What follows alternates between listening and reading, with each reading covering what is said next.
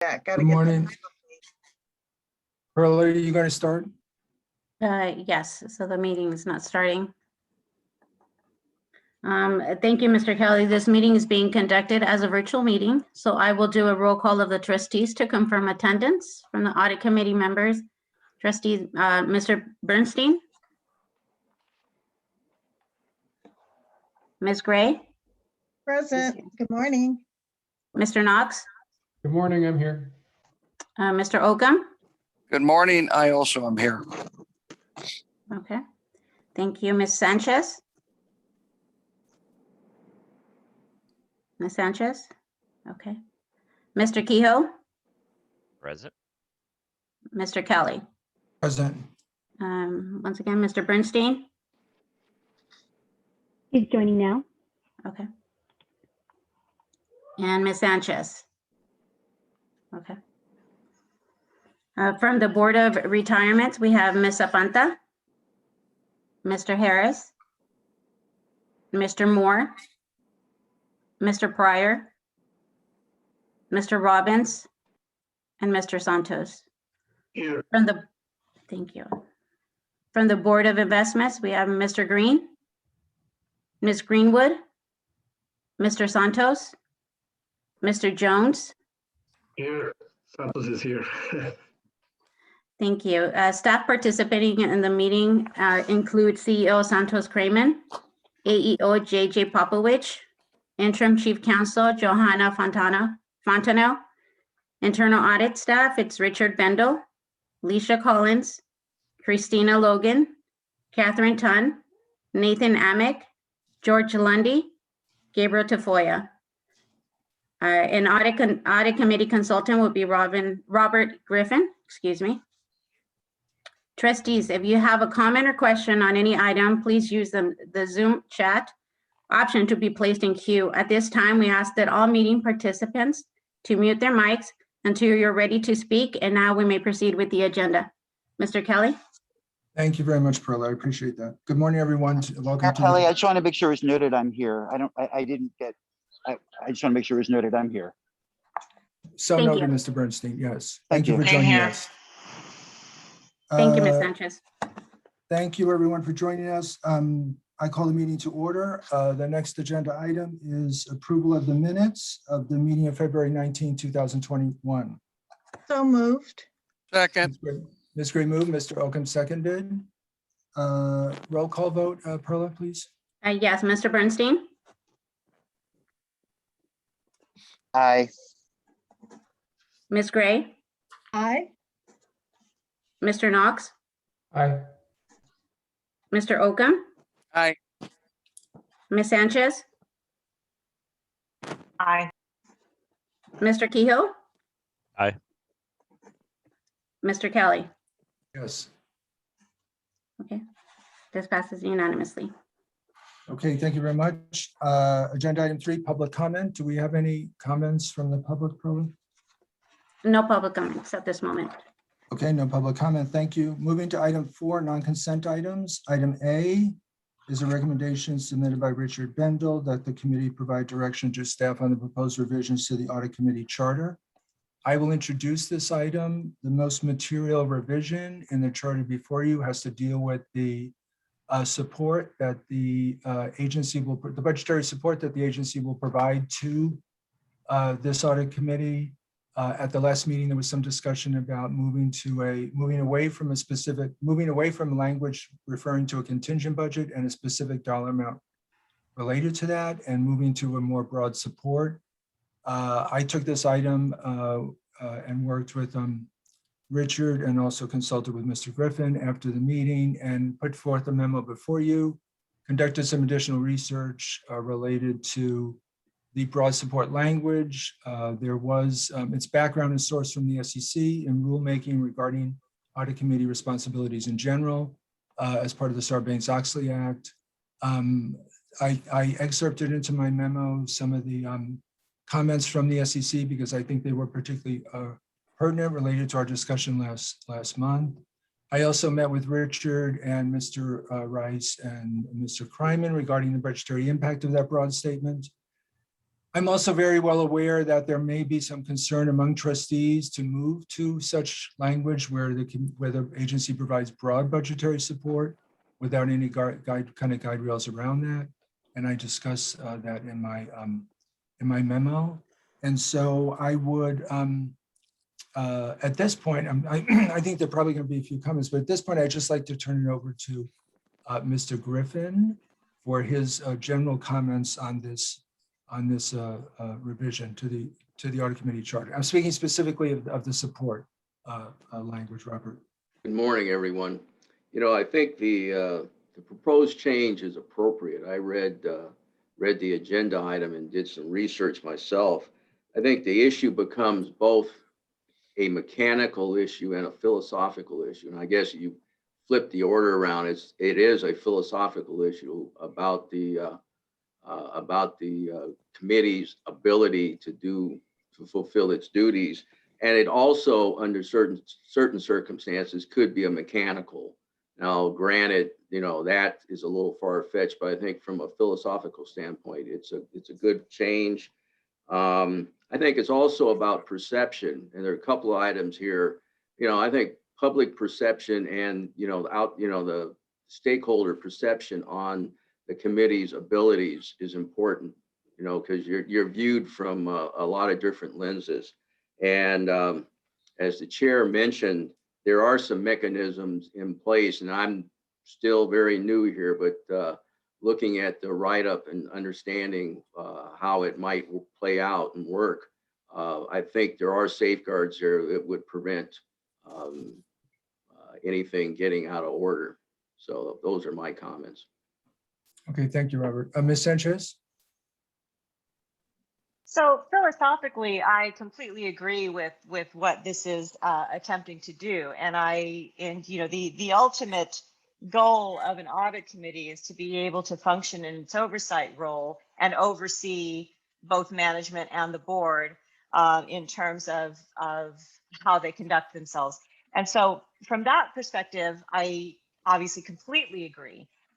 Getting people to sort of a full blank check kind of approval, though, was a big bite off the apple the first go round. In fact, we couldn't even get independent committee members on the committee. So you know, the question of independence, this fully supports that.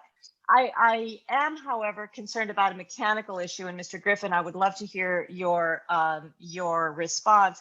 But in the context of Sarbox, it makes sense for an organization to sort of pledge full support for the audit committee to do whatever it is. However, public entities are not subject to a statutory budgetary limitation. We actually have a hard stop at which we can no longer spend money. And while the scenario is extreme, where mechanically that becomes problematic, it is exactly the scenario where you would need an audit committee to do its job, which is that you have runaway spending. So let's say that you have runaway spending by the executive or by the board, and you get to your statutory limit. You no longer have the ability to sort of extend fuller support to the audit committee to do their job. And to some degree, in some ways, the kind of initial contingent budget sort of allowed for, let's call it a foothold to ensure that there is at least some limit. We originally kind of, when we talked about it as a board, was meant to be some kind of cap, which I agree provides unnecessary guardrails if indeed you are dealing with the kind of thing that would, these are monies that are not supposed to be called for just random unplanned audits, but actual findings. The language that we put in originally was that the contingency budget was only to be used to follow up on findings in normal planned audits. It was not meant to create new audits. However, if you find yourself in a situation where you have, let's say, a fraud, which have occurred, I mean, there are certainly, there's evidence of them in the public space where you have a fraud, then you might have to go onto an unplanned audit in order to sort of deal with that. You may not have a way to find that. And so I actually prefer this language to some degree, but I am concerned that given that we do have a statutory budget limit, that we not completely do away with the contingency budget, because it effectively provides, let's call it now in this context, provides a minimum level of support, and actually functions in the other direction, which I think still has use. And so I'm okay getting to where we're going, but I kind of question the mechanics given that we have a legal statutory budget limit. Mr. Griffin, I'd love to hear your comments. You know, I would, and you're talking about the 37 Act overhead, the expenditure limits. You know, the thing, I think everybody that's a trustee has a fiduciary responsibility, and these were the points discussed, that I think the committee members would take off their committee hat frequently. You know, they're wearing, I think everybody's wearing two hats, an audit committee and a trustee hat. And I think that this committee, people do not have a problem speaking up. I mean, I've only been at this my second meeting, and nobody has a problem speaking up, expressing themselves. And I think that, was it 7 members? I could hear a very vocal minority speaking up about their expenditures well before you would get to the limitations that would, you know, be characterized as rampant spending.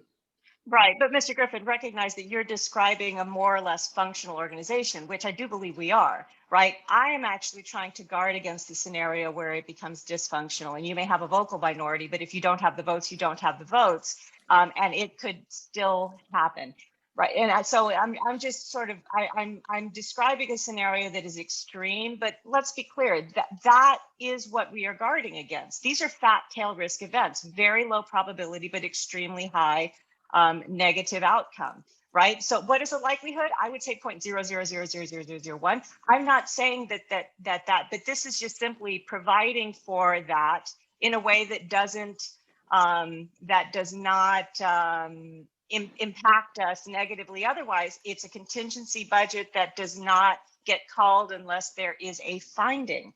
And so from that perspective, the likelihood of it even being called is still low. I would not envision that it should be called. It's not something, if it's being called regularly, then you'd have to question the functioning of the organization, right? And so what we're talking about here is we're talking about insurance, right? You insure against fire, even though the likelihood of a fire in your house is extremely low, but you would be considered negligent to not insure against fire. I mean, you know, that's just a reality of how risk management works. You are and so if the insurance does not cost you as an organization, if the insurance is really just setting aside a contingency budget that doesn't get spent in the case of runaway spending, which is one scenario. There are other scenarios I could dream up, but that's one that is kind of germane in this context. Then I think that you have not harmed yourself in the process to build in that protection. And that's the point that I'm making. Yes, you're absolutely right. The likelihood is extremely low, but that is not what you insure for. If I can add something, with my other hat, my school board hat, we have policies, and the policies are very broad and overarching. But then we have administrative regulations because we have to have a budget.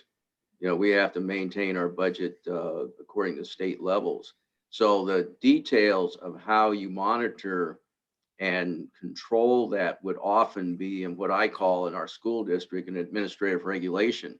And part of the discussion that I had with the chair earlier had to do with, you know, okay, from a philosophical level, we're there, but we don't have necessarily the real nuts and bolts about when you undertake such a process or such a project. How would the board even monitor it? You know, would you just do increments when you came to the project and you said, let's authorize this project? You're not going to put a contract out there that's just going to be without end. You know, there's going to be a process that says, we will do this.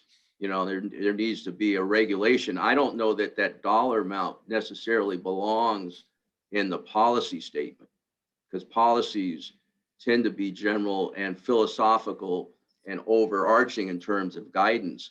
Regulations and directives, you know, are the mechanics that you execute the plan by. Mr. Keo? Thank you. Mr. Griffin kind of highlighted one of the points that I was going to make here. And it goes back to actually when we initially had this discussion that kind of triggered all of this months ago. I brought this up.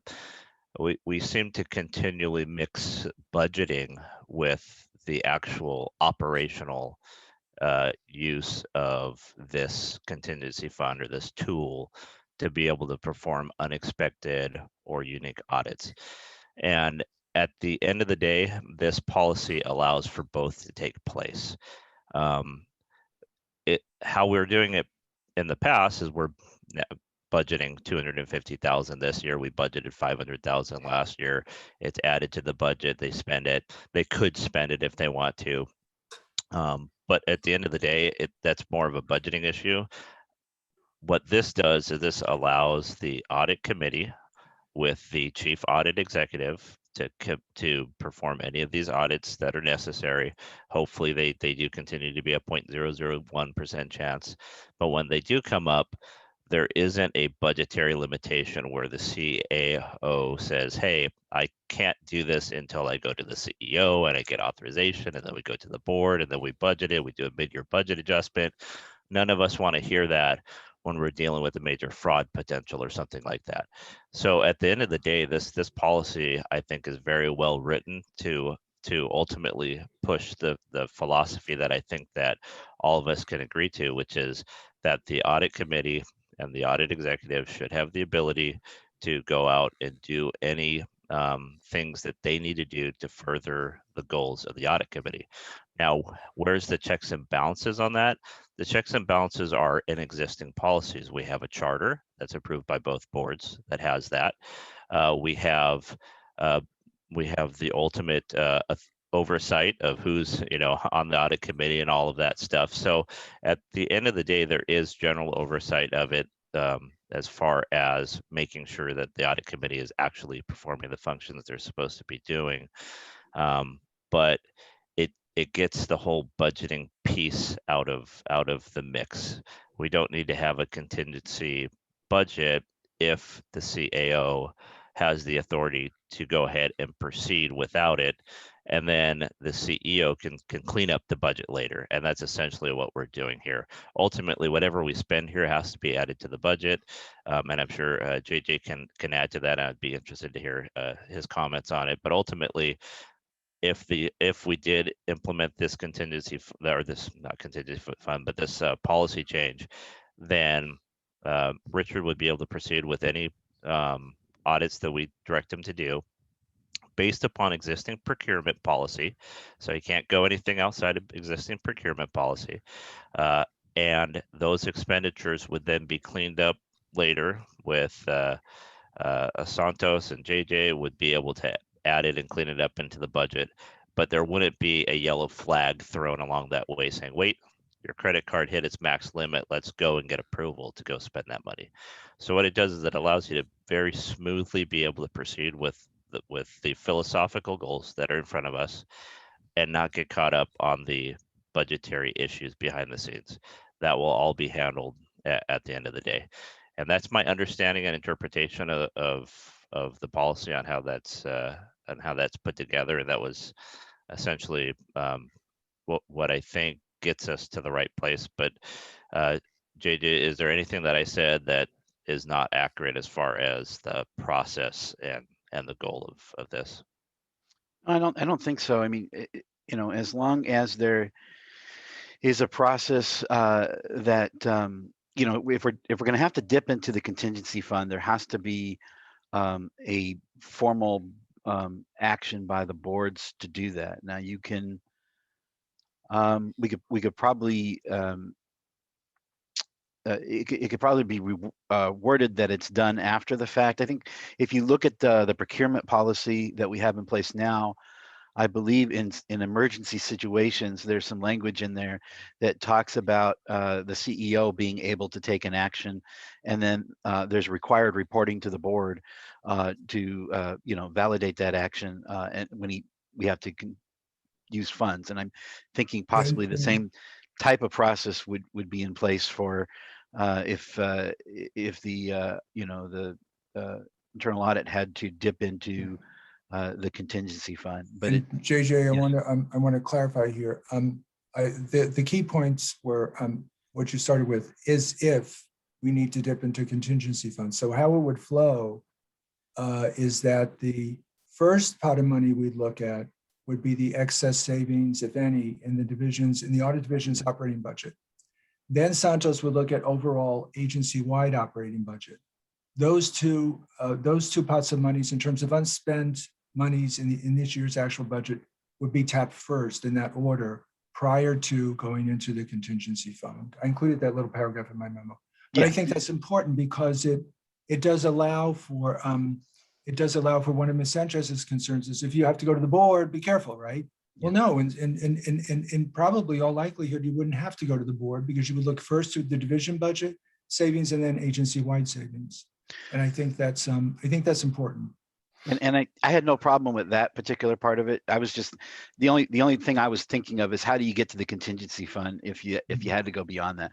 But certainly the way that it's structured now, I don't think there's any problem with that because you're looking for internal savings to use first, and that's something that would be done with the basically Richard and the CEO. And to put a framework around the cost of an unplanned audit.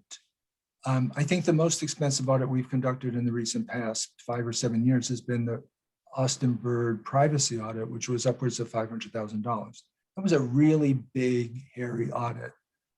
So it's probably somewhere between, it's probably somewhere less than that in terms of an extensive fraud where we would want to retain professionals to conduct some type of forensic audit. The other thing, and then I'll get back to Ms. Sanchez, is that this language doesn't preclude the scope of work, if you will, to just those prior audits with additional findings. It opens it up to all areas of responsibility under the audit committee, which I think is an advantage to this language. Ms. Sanchez, back to you. Actually, I know I did appreciate that, Joe. I appreciate the fact that this is actually a broader move towards independence. So in that regard, I completely agree. Actually, in many regards, I completely agree with this. And Sean, I did actually read it as well, and I took away all of the same things that you take away. And so that's not, none of those things are at issue. We agree on those things. The question that I simply have is a mechanical one. And Mr. Griffin, I'm not married to whether or not this should be stated in a charter or this should be a separate policy that is passed as a separate tool or some kind of form of execution. Those are I am not married to form. I'm simply married to concept.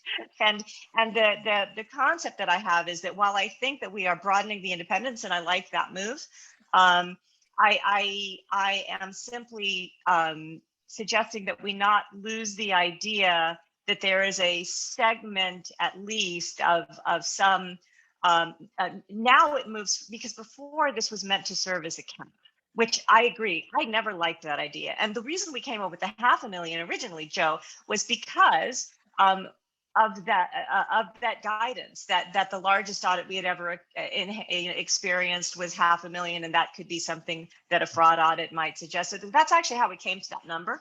But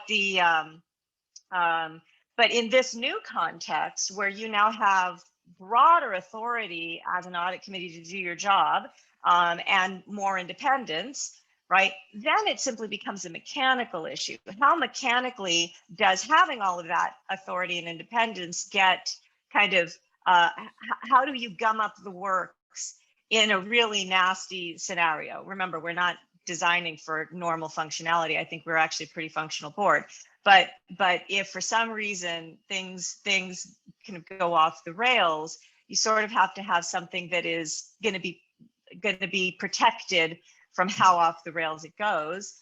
in which case the concept of a contingency, whether it's to the charter or not, is a different question. We can take it up separately.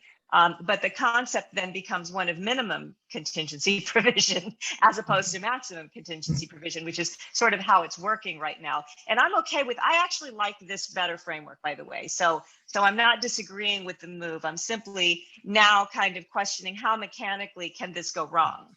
And mechanically, the way that this could go wrong is where you spend up to your budgetary limit, right? Your statutory budgetary limit, you would be impeded by virtue of spending from having access to the resources required to do your job until the following fiscal year. And that's just reality. That's the only scenario I'm designing for. Yeah. What's that? Mr. Knox? Mr. Knox? I'm in support as well. Looking back over the last year, and Ms. Sanchez, and I obviously talked a lot about this last year on the audit committee in our roles at the time. And I think just for somebody from the outside that looks at the timeline, they're going to see, multiple changes to the charter. They're going to see all these conversations where we were hyper focused on the dollar amount. And I appreciate Mr. Kehoe and his comments. There was a lot of angst about that dollar amount. And I kept thinking, well, it's less about the dollar amount. It's more about the ability to do these things. But, it's like they say sometimes, okay, is this it? Have we gotten it right now? Are we settled on what we're going to have? Or with a change in potential leadership over audit committee next year and new players on audit committee next year, are we going to reopen this wound and start picking at it again? So I like the idea of settling the issue. I like the ability to have flexibility. I don't think we're going to hit these, we're not going to upend the budget by doing some important audits. But I think just, taking a step back and looking at it, at a high level, it's a lot that went into getting us here. And I want this to be it. So that's my point. Thank you. Yeah, I appreciate that. And then we'll get to Ms. Oldham. I did, in discussing this with Richard, one of the reasons I brought it forth was because and looking through the historic documents myself, I don't think that the committee was advised of the SEC's language in rulemaking, nor necessarily the position of the Government Finance Officers Association. And I thought those were two important positions to bring to the committee's attention. And I think they support a revision. Ms. Sanchez brings up an interesting point, which is, and to follow up on Mr. Knox's, is this it? I think this could be it if we take, as Ms. Sanchez suggests, at her question of, can we at least get some type of reserve in this contingency fund if we need it? If we take that offside to a separate discussion outside of this policy, then I think this could be it. Mr. Oakham? Yeah, the only comment I would have, and I appreciate the comments, and this is, Joe, well written, and particularly the SEC rulemaking, the GFOA. Let's face it, the document will never be perfect because we don't know what's coming on board down the road. And I think it would be easy if we got into an audit and we knew that the audit was going to be above the 250. Okay, that immediately we go to the boards and we get this permission.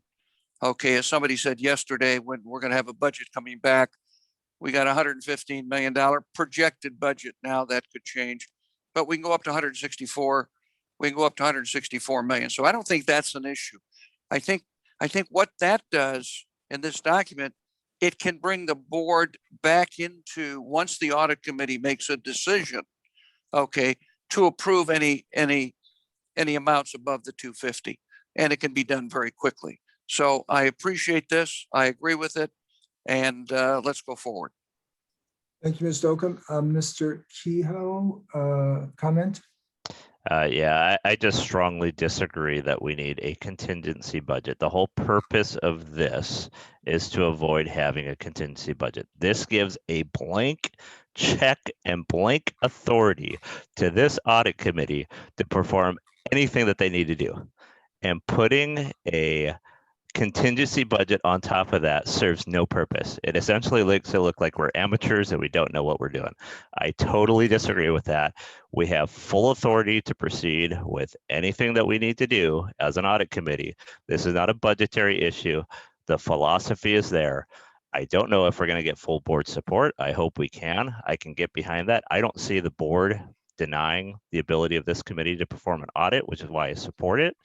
But at the end of the day, throwing the contingency budget in there is just silliness. Mr. Bernstein? I'm fine supporting moving this forward to the full boards. I'm also just concerned that with what is, I believe, our third charter revision in 12 to 18 months, we're now talking about another policy that we haven't figured out.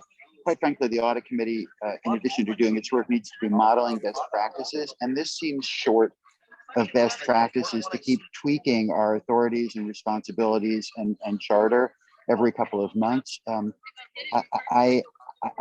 just willing to support moving this forward, but I have to be honest, I'm not super enthusiastic about doing anything else this year because we just can't keep tweaking things. Mr. Bernstein, I completely agree. Richard and the team and I have discussed that I supported bringing the charter revision this time as a follow-up to our discussion last meeting, but we will not be bringing any additional charter revisions to the committee this year. The charter says that we will review the charter once every 3 years. I think it's reasonable to review it annually just to see if there are any changes in best practices, but certainly not to bring it to the committee three meetings in a row. So I appreciate your comment. I thank you for it. Ms. Gray? Thank you, Mr. Chair. I wholeheartedly agree with Mr. Kehoe in that we are giving a blank check to the audit department. And I question that when we initially came up with the $500,000 cap,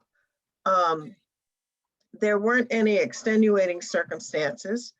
When I first saw that proposal, I was aghast. But then I looked at what some of the audits had cost. I asked Mr. Bendel during our meeting, what is the average cost? So it was like upwards of $250,000, $300,000. So I agreed to the $500,000. However, subsequent to that agreement, then we came down to $250,000 because once again, the amount gives someone pause. $500,000, that's $500,000. The glass is half full, half empty. It just gives people pause in the amount. Someone had said, let's not focus on the amount, which is, I guess, true in some respects, but giving them a blank check just really is sort of ridiculous. How is it that we go from 500,000 to 250 and then now, hey, whatever you want to spend? There has to be checks and balances. I just really have problems with the blank check, as does Mr. Kehoe, when you look at all of the other things that we do, and we have the ability to review it when it needs to be done. So I am not in favor of a blank check. I think a cap is sufficient, and any more that is needed, you can reconvene the committee and we can discuss it. Okay, So those are my comments. thank you. Mr. Kehoe, do you want to comment? Yes. Yeah, I'm sorry. My comments, I guess, were misinterpreted. What I'm saying is that the way this is written is a blank check. It is the ability for the audit committee to not focus on the dollar amount, but to get the functional job done. So this gives full authority of the audit committee to perform the functions of whatever needs to happen without focusing on the dollar amount. It's not a budgetary issue. If we start putting contingencies or limits or caps, then we're limiting the ability of the audit committee to perform the function of the job. I see. So, I mean, really, there's two separate. There's the dollars, and then there's the function. the function is there with this policy, with this charter revision. It gives the full authority of the audit committee to perform the job that it needs to do, and the CAO to proceed with that without regard to concerns about budgetary issues, and tells essentially the entire organization that when the audit committee says we're going to do an audit, that it's funded. And then we don't have to look and focus on we can't do both though. So either we're going to put a limit on the amount that they can. So let's budget $500,000 and you can spend up to $500,000 on audits. And then anything beyond that, you go back to the board and you ask for authority, or, which is, I think, bad practice. Or we do it like this, where essentially we say, hey, the audit committee could do whatever it needs to do to get its job done. And it's not a budgetary issue. In that case, we don't mention a limitation or anything along that line. So the way that this is framed, I'm totally in agreement. What I'm saying is that we don't need to, in addition to that, put a contingency. Ironically, that almost like ties the hands of what we're ultimately doing, because what happens when you hit that contingency? And I don't think we're ever going to be to the point where we have this runaway spending where we're hitting our limits based on the 1937 Act, because if that were to happen, I think that Richard wouldn't allow something like that to happen. He would step in and say, wait a second, we're not going to spend $100 million on an audit. So at the end of the day, I'm in support of how this is written, because I don't see the boards saying no to the audit committee if the audit committee says, I want to do an audit. So we can't spend any of this money without approval from the audit committee as a whole. So that's a check and balance there. We can't spend the money outside of our agreed and approved procurement policies. So that's the checks and balance there. And if we were going to go to the boards to seek authority to go and do maybe a $550,000 audit, I can't see the boards saying absolutely not, you can't do it, if the audit committee and the chief audit executive are both in agreement with it. So what we're doing is we're giving the audit committee and the chief audit executive the ability to perform the functions of their job and not have to worry and be tied into budget issues. Thank you, So Mr. that's my Keo. point. And my point is, at the end of the day, I think it's amateurish to have this policy plus a contingency fund in addition to that. I think the contingency fund is completely unnecessary, and Thank you. I'll relent. Thank you, Mr. Keo. I have a request from our trustee that we call the question. There's a recommendation before the committee. I don't have no one's moved it, and there's no second. This is Keith. I'll move it. Pardon, Keith? Alan, I'll The second. item, the recommendation. I'll second. Oh, fine. Keith moved the recommendation. Alan seconded it. Perla, will you call the roll, please? One question, Joe. Yes, This Ms. Lopez? recommendation is without then a money figure? This recommendation includes deletion of the $250,000 contingency budget and replaces it with a statement that LACERA will provide appropriate funding as determined by the audit committee for compensation to the financial auditor, to any professional service provider that the audit committee chooses to engage, and for payment of ordinary administrative expenses of the audit committee that are necessary or appropriate in carrying out its duties. I got you. Thank you. Perla? Okay. I will go ahead and do roll call now. Mr. Bernstein, Aye. Ms. Gray, Yes. Mr. Knox, Aye. Mr. Oakham, Aye. Ms. Sanchez, Aye. Mr. Kehoe. Aye. Mr. Kelly. Yes. This motion passes unanimously. Thank you very much, committee. I appreciate that. Agenda item B, recommendation submitted by Richard Bendel and Christina Logan that the committee approve a one-year extension request for Plant Moran financial audit contract. Mr. Bendel, Ms. Logan?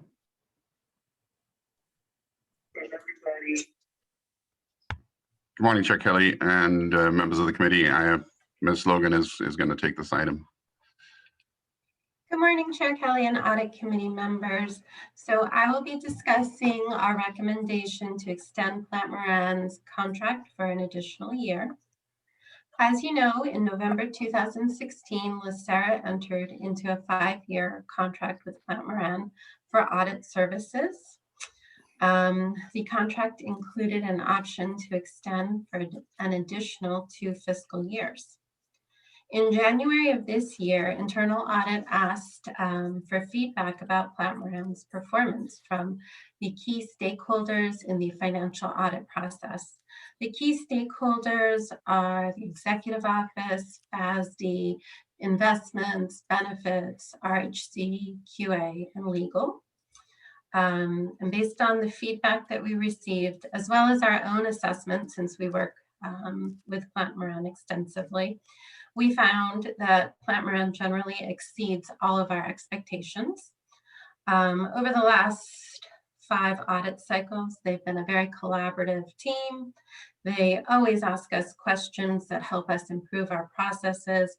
And as you know, this last year, we were able to effectively partner to do the financial audit entirely remotely.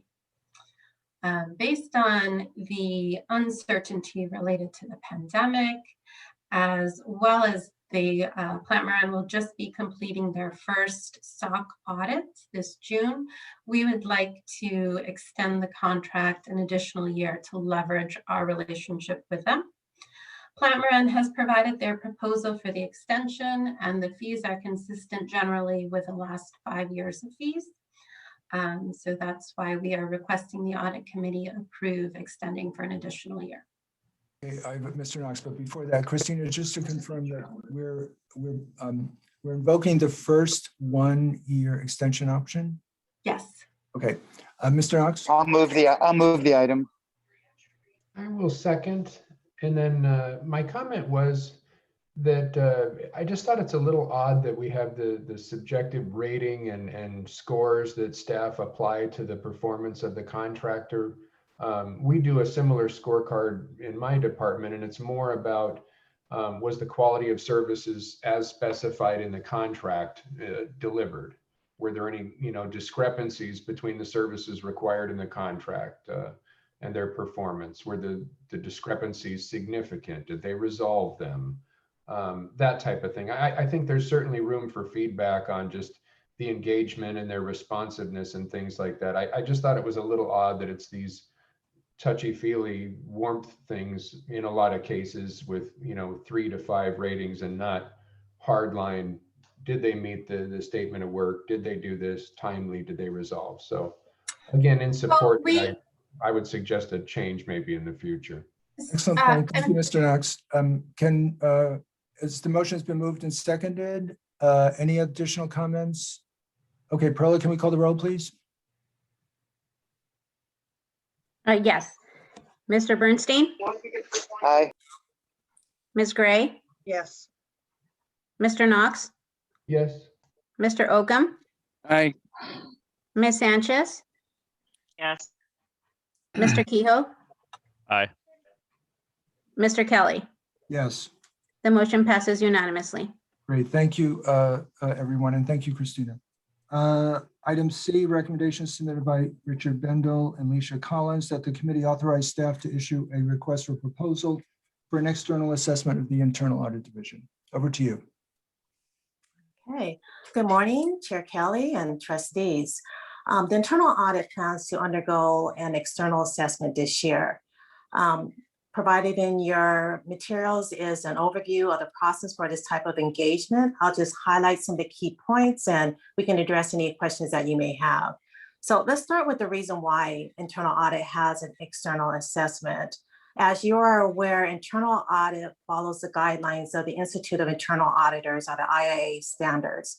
Those standards dictate that an internal audit department has a quality assurance improvement program, or QAIP. So with the QAIP, there's 2 parts to it. There's an internal assessment and then there's an external assessment. The internal assessment is performed by the internal audit department. So on an ongoing basis, the department is reviewing the audit activities, the practices, policies, and procedures, and then making sure that we're in alignment with the standards. And if there's any gap, then there's corrective action. It's also an opportunity to identify any areas for improvement. So now the external assessment, it has the similar focus, but it's performed once every 5 years, and it's performed by an external assessment or an assessment team. It evaluates conformance with the definition of internal auditing, the IIA standards, and whether internal auditors apply the code of ethics. A good way to think about an external assessment is that the auditors are being audited. Now, the benefit is that the audit committee, the organization has a report where there's opinion as far as if the audit department is in compliance with the standards. So that's the assurance that the committee will have. So when you take even a deeper dive into the external assessment, there's two methods or two approaches. The first is a self-assessment conducted by an internal audit department and then validated by an external party. So the standards call that a self-assessment with independent validation. The second one is an outsourced external assessment. And this is what the approach that we've used in the past is where you have an external assessor or an assessment team do the validation. So we've had 3 external assessments in the past. The first was in 2005, and 2005 was with an assessment team. It was our peers from the Association of Public Pension Fund Auditors. We had 2 more assessments in 2010 and 2016, and those were done by independent consultant. Just a couple of points regarding the qualifications of the individual that performs the external assessment. Per the IIA standards, it should be an individual that has certified professional designations such as a CIA, CPA, or CISA. The team or the individual should have vast experience with internal audit practices as well as performing external assessments. And they should be at a level of a chief audit executive or a comparable position. Those are really my key points. To wrap it up, we are recommending the issuance of our RFP for the external assessment. If approved, we will issue it in May and then bring back the selected assessor for approval at the August meeting. Are there any Thank questions? you. I move the item. I second it. Alicia, I just had 2 questions. One is, who is on the RFP evaluation committee? We are planning to have probably the I guess you call it the executive team from internal audit, which would be Richard, myself, and Christina. We Do you have could anyone from also outs- include. I would encourage you to have someone, at least one One other audit. person from outside audit. Okay. And then also, excuse me, you do make the committee members available to chat with the assessment team during the assessment, Yes. correct? Okay. I That think is that's part of the important. assessment. Yes. Okay, good. Okay, it's been moved and seconded. No additional questions or comments. Perla, can we call the roll, please? Yes, Mr. Bernstein, Aye. Ms. Gray, Yes. Mr. Knox, Aye. Mr. Oakham, Aye. Ms. Sanchez, Aye. Mr. Kehoe, Aye. Mr. Kelly. Yes. The motion passes unanimously. Great, thank you, Perla. Okay, item D is in David, recommendation submitted by Richard Bendel, Alicia Collins, and Catherine Ton, that the committee review and approve the proposed firms to be included in the pre-qualified pool and direct staff to work with the legal office to finalize the related master contracts. Mr. Bendel? Ms. Tan is going to be handling this item. Okay, Catherine, you're muted. Thank you. Good morning, Chair Kelly and trustees. To provide some background, at the December 2020 meeting, the Audit Committee approved the issuance of an RFP to establish a pool of pre-qualified firms to perform auditing and consulting services on an as-needed basis. The objective of the RFP was to establish a pool that focuses on 3 areas of expertise. The 3 areas of expertise relate to LACERA's organizational activities, information technology, and investment-related services, as described in the statement of work, which can be referenced on pages 7 to 13 of the RFP. The goal was to pre-qualify at least 3 to 6 firms in each area, with the option to add or adjust the number of firms over time. Internal Audit received a total of 9 proposals for the RFP. We evaluated and scored each proposal independently based on firm qualifications, team experience, proposal and sample reports, and reference checks. Firms who received an overall score of 85 or higher on a 100-point scale were added to the pool. A total of 7 firms met or exceeded the established criteria. We added these firms to the pool, broken down by 6 firms for organizational activities, 5 firms for information technology, and 4 firms for investment-related services. In summary, we're asking that the audit committee, 1, review and approve the proposed firms to be included in the pre-qualified pool, and 2, to direct staff to work with the legal office to finalize master contracts with each firm so that we have a valid active contract for any future work. Thank you. Are there any questions? No questions? Does anyone interested in moving the item? I move it. Second. I'll second. Okay. Thank you, Ms. Sanchez, Mr. Open. Thank you, Ms. Hunt, for the presentation. Perla, can you call the roll, please? Yes. Mr. Bernstein? Aye. Ms. Gray? Yes. Mr. Knox? Aye. Mr. Oakham? Aye. Ms. Sanchez? Aye. Mr. Kehoe? Aye. Mr. Kelly? Yes. The motion passes unanimously. Thank you, Perla. The next item, E as in Edward, is a recommendation submitted by Mr. Bendel that the committee review and discuss the legal death unit audit and provide direction. As a reminder, I had moved last month that we return this audit to the staff for some correction. And Mr. Bendel, I think you wanted to also make a comment on this one here before we move further. Yeah, so you find the returned death legal with the amendment to the finding number 2, which related to the lockdown of accounts that are, I guess we call them the dormant accounts, the accounts that are inactive accounts, people that have funds on account but have left service and have not retired yet, or are, some of these are vested, some are unvested, and you know, I think this clarifies the report, but also I'd like to emphasize that there's been some articles in the news lately about a very similar issue at CalPERS. And from the most recent article, I think a loss of around $600,000 due to an employee taking advantage of these accounts that were not locked down. So this is very, very timely and relevant. And you know, we'll be following up with staff on the implementation of this recommendation. Any questions or comments? Yes.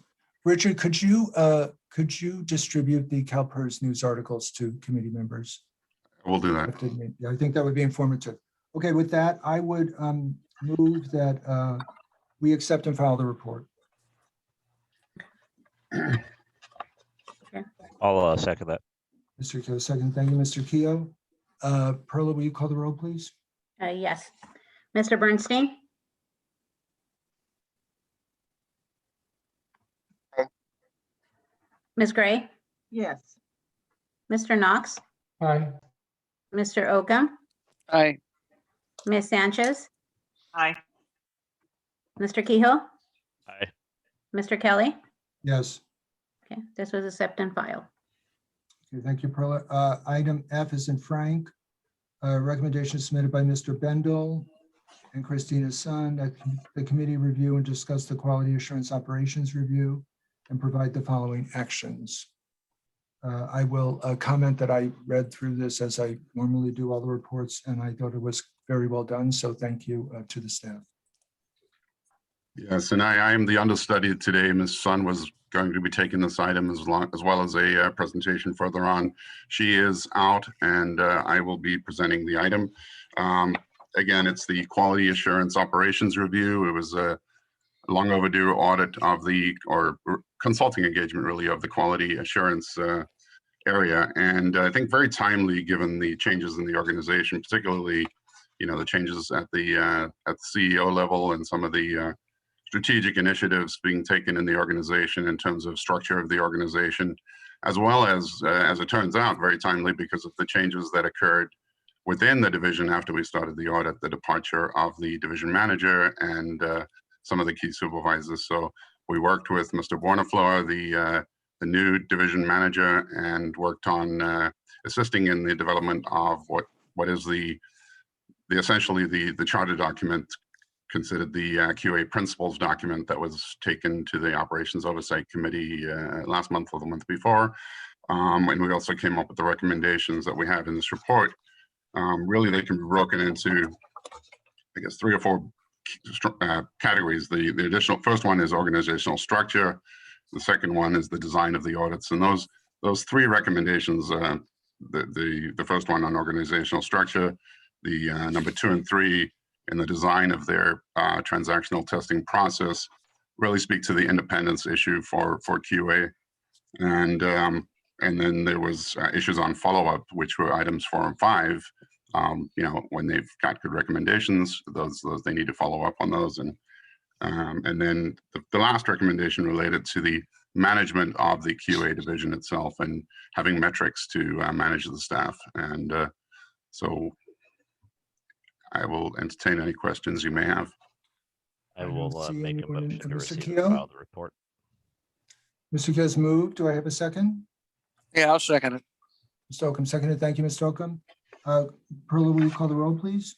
Yes, Mr. Bernstein? Ms. Gray? Yes. Mr. Knox? Aye. Mr. Oakham? Aye. Ms. Sanchez? Aye. Mr. Kehoe? Aye. Mr. Kelly? Yes. Okay, this motion is accepted and filed. Thank you very much. On to reports. Item A is in Apple. Mr. Bendel and Mr. Amick are going to speak to the Institute for Internal Auditors 3 lines model. Yes, good morning, Chairman Kelly and trustees. I'm sure everybody's been waiting on pins and needles for this presentation. Up a couple more slides, please, Christina. Here we go. So this is the IIA's 3 lines model presentation. Next slide, please. A little bit about the history of the model. In its current form, it's actually an update that was published in July of 2020. Prior to this, it was known as the 3 lines model of defense, with the primary takeaway being defense is gone from the title. Not to say that the model does not still incorporate defense as a key trait, but the model in fact is intended to highlight both the creation and protection or defense of organizational value. Other than that, the model itself was materially the same and there were no significant changes. So next slide, please. So, I'm sorry? Is that Richard inside the castle? Sure, why not? So, while this slide is not a graphical representation of the 3 lines model, it does employ the same tactic of layering defense so that you can identify opportunities and risks coming from different directions and address them at the necessary strategic level, which is very similar to what the IIA's philosophy was for their own model. So next slide, please. So this here, in fact, is the model as designed by the IIA. And as we progress through the presentation, I will go into detail of the roles and responsibilities for the model participants, that being the governing body, management, and internal audit. Next slide, please.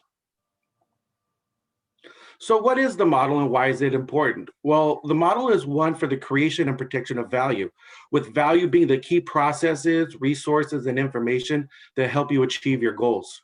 At LACERA, our goal is to produce, protect, and provide the promised benefit. The model as designed can provide structure to help avoid risks and situations that prevent the achievement of goals to produce, protect, and provide the promised benefit. Next slide, please. This here is a more diluted version of the model itself. I just wanted to focus on the participants here. We have the governing body up top. Below, we have management with first line responsibilities and second line responsibilities. And then we have internal audit with third line responsibilities. Out to the side, we have external assurance providers. External assurance providers will provide the same third line responsibilities of internal audit. It's just that they can be engaged by either the governing body or internal audit when needed. Next slide, please. while you may have noticed that the governing body did not have line responsibilities, they're very imperative to the process and perform three major roles. One is they establish organizational goals and objectives. Second is delegating the achievement of those goals and objectives along with the necessary resources to management. And last is the establishment of an independent audit function to provide the governing body with confidence and clarity as to management activities. Next slide, please. So slide 8 is about the first line roles. Now, first line roles and responsibilities are your day-to-day operations that service your customers, right? At LACERA, this would be enrolling people, taking contributions, and retiring people. Now, these processes need to have embedded controls that mitigate the risk of not performing their functions both efficiently and effectively. Next slide, please. So management's implementation of controls in the day-to-day process is the first line role. The second line role is the various risk management processes, compliance programs, and oversight functions also established by management. They're intended to oversee and monitor first line controls. These roles are often performed by risk officers, compliance officers, and ERM professionals. Next slide, please. So the third line role are assurance services conducted by the independent audit group. They report to both the governing body and management with regards to management actions and their efforts to achieve their goals and directives from the governing body. The independence of the group allows for an unbiased reporting of management actions. In short, are the process and controls effective to achieve their goals efficiently and effectively? Next slide, please. Slide 11 is all about communication between the participants. And the real key takeaway here is that the model doesn't work unless the participants are communicating frequently. Siloing of information and working in a vacuum really renders the model ineffective. So again, frequent communication here. Next slide, please. Now, this last slide here is a recap of the presentation as a whole. As represented by the 6 core principles as detailed in the IIA's literature, that literature we have included in your package. I'd like to end by focusing in on number 6 and stress process and structure to create value so we can protect, produce, and provide the promised benefit to our members, not just now, but continuing into the future. Last slide, please. Any questions? Any questions from committee members? Seeing none, thank you very much, Mr. Amick. We appreciate that Yes, thank you. presentation.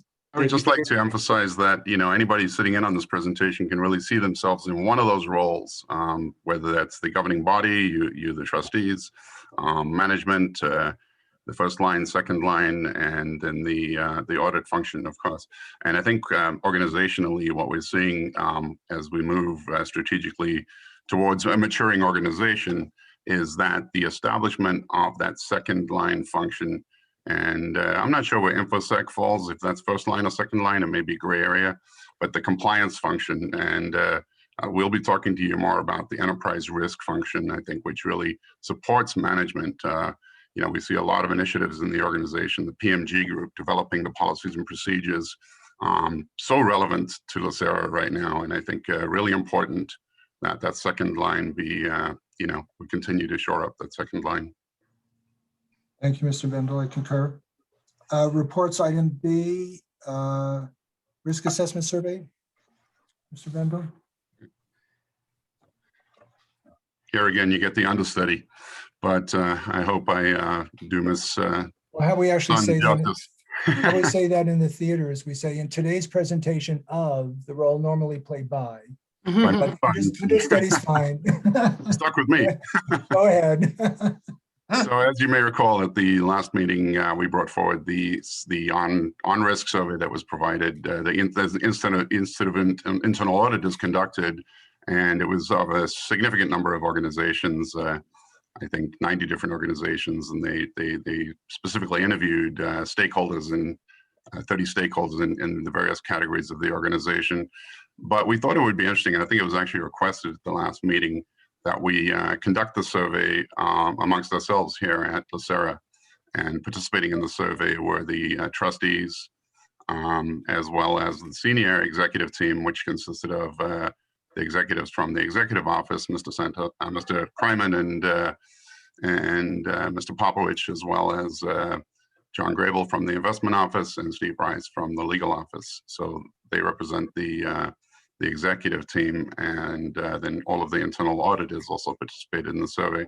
So if we could move to the next, the categories, the focus areas, again, like the survey that we presented by the IAA in the areas of knowledge, capability, and relevance. And you got to take it with a grain of salt, because we were just focused on the top 11 risks. Remember, when the IAA survey was conducted, they were considering a number of different, probably 100 different areas of risk. We were only focused on these top 11. So that would have an effect on the results that we saw at LACERA. But if we could move to the next slide.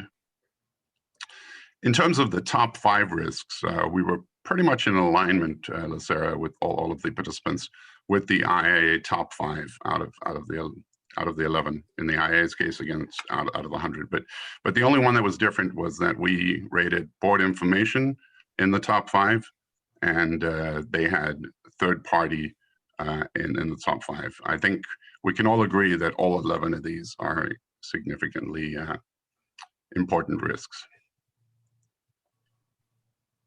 Next slide, please.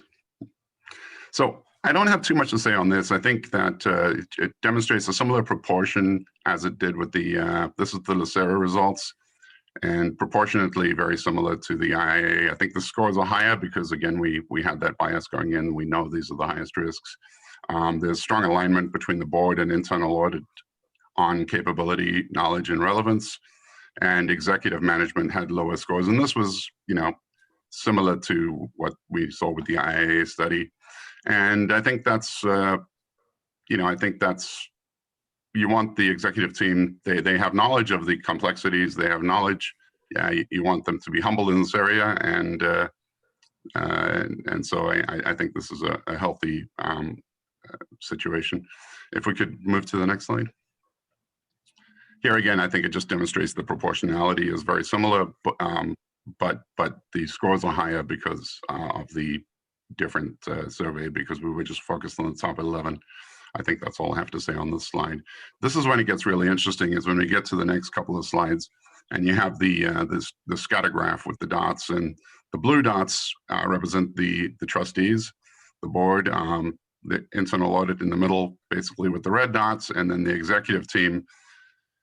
I think in all cases, at least on this one, on knowledge, a lot lower. And this, we're going to be looking at some of these gaps between the understanding or the scoring of the trustees against the executive team and our feeling, and look at that as we move forward in our risk assessment this year, trying to understand what the concerns are, and take into consideration too that we didn't give much in terms of explaining these. There was in the survey that we provided you, it did give a brief synopsis of each risk, but I think interpretation comes into it too. So understanding that interpretation by the executive team, where their concerns are in each of these areas, will be important for us moving forward. And I think the next slide, you'll see this similarly on capability.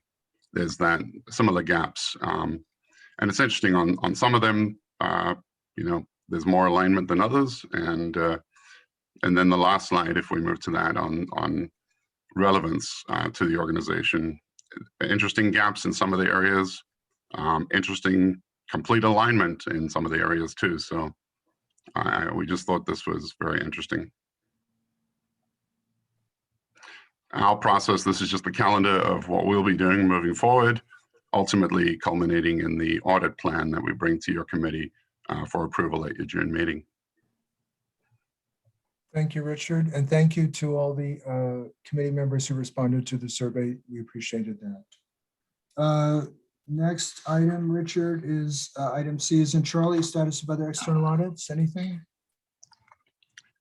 Sorry, which item is that? The, Reports, item C, status of other external audits. oh, yes, sorry. I apologize. Yeah, I did not get any reports of any other audits not being conducted at the discretion of internal audit of the audit committee at this time. Okay, thank you. Items D, E, and F are information only. I would note on item D is in David. This is a follow-up to some comments we provided on an audit last go round, and we asked the legal office to follow up with the chief audit executive, and they did do that. So thank you, team. Are there any comments or questions on these items D, E, and F? Hearing none, let's move to agenda item section 7, consultant comments. Mr. Griffin, thank you for being with us today. Anything to add to? Well, you know, I want to talk about the issue that Richard referred to earlier, and I'm going to refer to an unidentified large public employee retirement system, because I'm not sure how you handle these things, you know, at this committee. But certainly, you know, it was almost a $700,000 loss, and I read an article, and the things that struck me, and I think a lot of you will see that the agency had taken civil action, but not taken criminal action, which there is a process I realize they have to go through over a fraud that took place over 4 or 5 years. It was not one time, one person, you know, sick people, you know, we know the fraud triangle. And I think that sends the wrong message to the employees, to the participants, it sends the wrong message to everybody.